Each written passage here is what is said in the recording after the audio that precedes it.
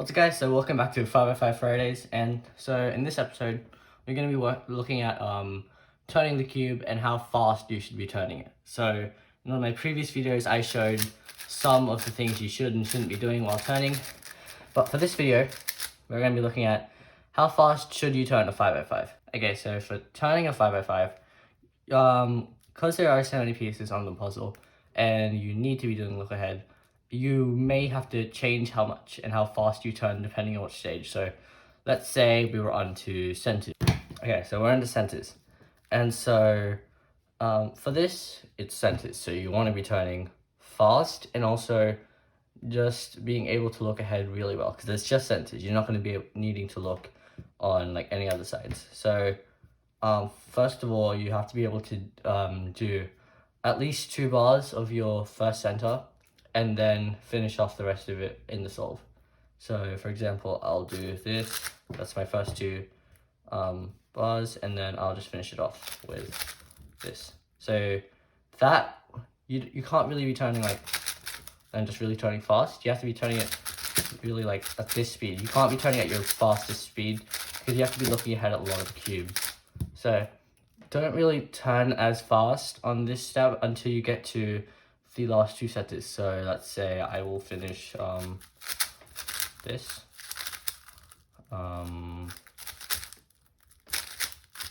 So now we're here.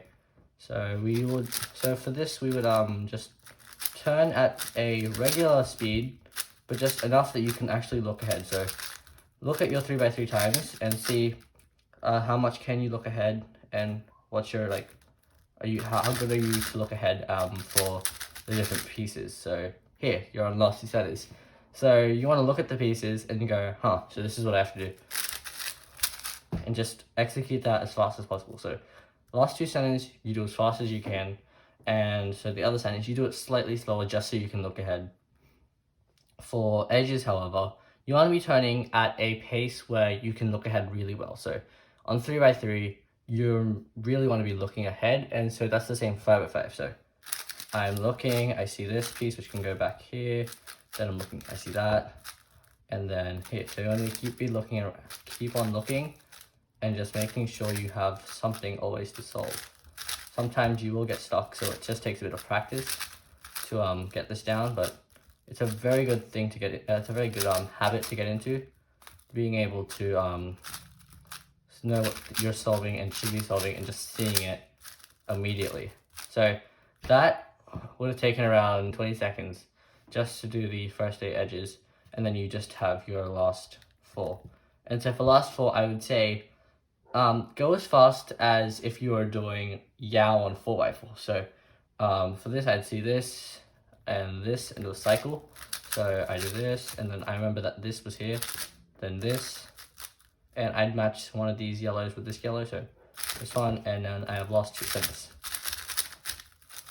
So you want to be like changing your turn speed depending on what step you are on, but although it's going to be quite hard, it is really good for like getting faster, because you'll be able to get used to the cube, being able to look around, and it'll make like different steps faster than if you were to do everything at the same speed. And then 3x3 stage, you just want to do it at your normal speed. So whatever speed you do 3x3 stage on a normal 3x3,